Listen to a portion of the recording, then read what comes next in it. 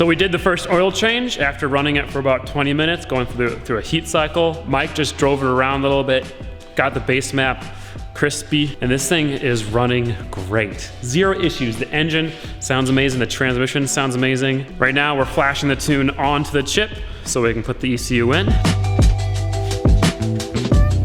The car has a few small issues, like when the headlights are out, brakes need to be bled more. Against my better judgment, I'm gonna drive it home tonight. Probably shouldn't because it's completely untested, but I just wanna drive it home. And here are the new Koenig wheels for the car. I know, an interesting choice, but give them a chance. They'll grow on you. Of course, if you guys need wheels, check out Koenig.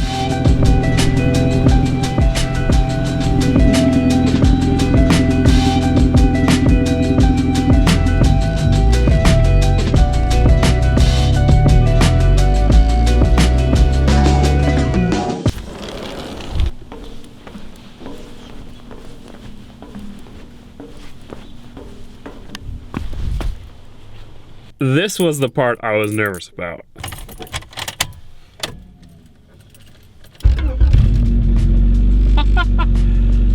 That's crazy. Fired right up. That is just... And you notice how it's running? It's in gear, and my foot is not on the brake. Yeah, this has a working parking brake. So luxurious.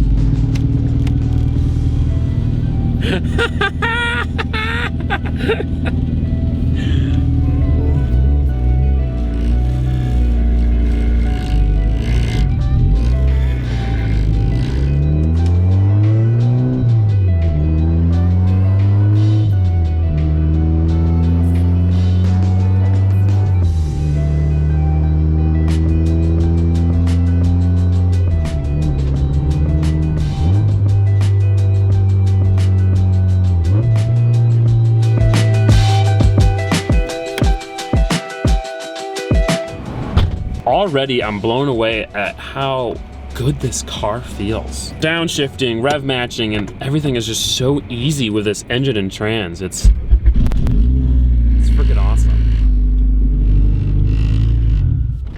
Oh. Bruh.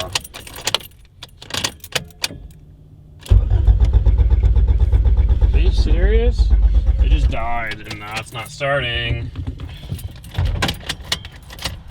Can I get a grande salted caramel cold foam cold brew? Okay, that's 770. One down. All right, thank you.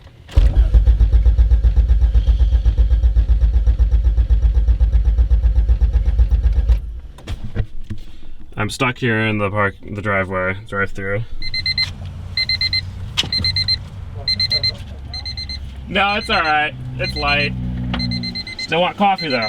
Oh, hey, you know what? If you're pushing this far, might as well get it. Yeah. Oh, he wakes up. There we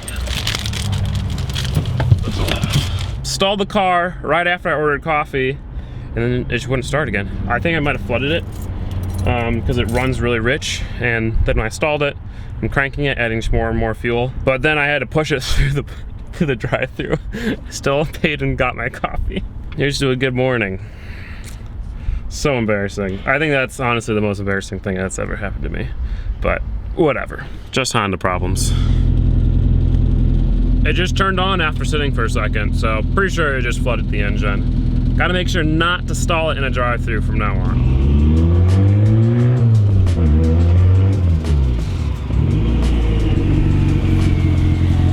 And the turbo on this thing is really loud.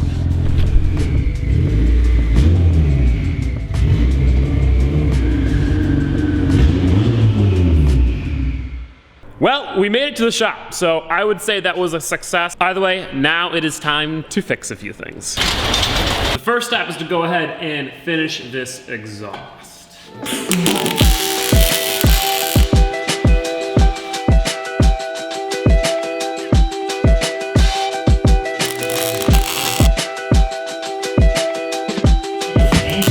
Unfortunately, I messed up again and just now realized that if I make this exhaust all one piece besides the downpipe, right here where the exhaust goes through the suspension, I won't be able to remove it without cutting it. And I won't even be able to weld the entire thing. So yet again, I can't finish the exhaust. Closer to being finished. I got this entire Tire pipe, it's all welded up. We'll be a little bit quieter while driving, so it'll be nice, but gotta wait until a V-band comes in. My name's Caleb, and I forgot to turn on my mic. For now, I'm gonna replace 3 rusty lug nuts with 4 nice lug nuts. While we're back here, I'm gonna go ahead and adjust the parking brake. Front bumper.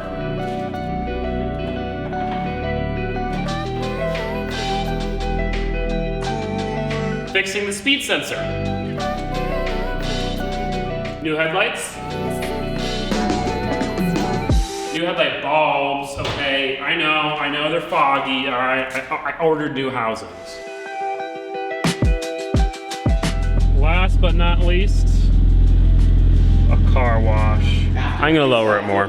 Well, it's a little bit lower now. Unfortunately, these coilovers are the sketchy kind where they don't have height adjustments, just preload, so you can't really lower them without having the spring fall out. Up next, we have a very important upgrade that will save this engine. Many of you guys noticed that I put a lightweight crank pulley on here, which is bad because it removes the dampening of the crank pulley. That can cause damage to the engine or the oil pump or to the clutch and flywheel at higher RPMs. The stock crank pulley has a dampener built into it to reduce some of the vibrations and save those parts. Now, if this was an NA motor, that lightweight crank pulley, you'd be fine. But since this thing is gonna be making a lot of steam with boost, making a lot of vibrations, you need the dampening. So instead of buying a $70 rusty OEM dampener, I went ahead and bit the bullet and bought an ATI super damper for this thing. So that's like a much nicer dampener that dampens the vibrations of the engine and all the RPMs. It keeps the oil pump alive, it keeps the clutch and flywheel alive. It'll just make this engine a little bit more reliable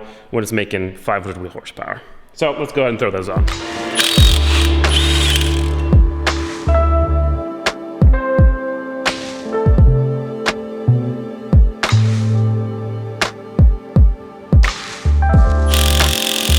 Now I went ahead and put 50 miles on the car and then did another oil change. That's part 1 of the braking procedure. I did an alignment real quick and now we have to put more miles on it. This is the braking procedure that we did. We started the engine, ran it for 20 minutes, then did an oil change. I put 50 miles on it and did an oil change.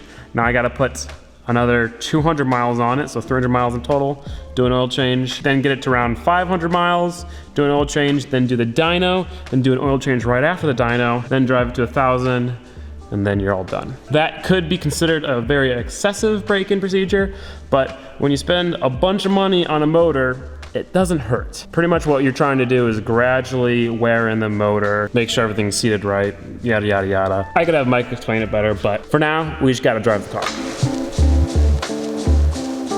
Let me just say, I'm already falling in love with the way this car drives. The engine, just the moment you give it any throttle input, the revs raise. The moment you take it out of gear, you get off the throttle, the revs instantly drop down, no rev hang. It feels so responsive. Transmission, as soon as you want to pop into the next gear, it comes out of gear and goes into the next gear so easily. The clutch is really grabby, but engages smoothly and is very springy. Just the way this car is driving right now feels so awesome.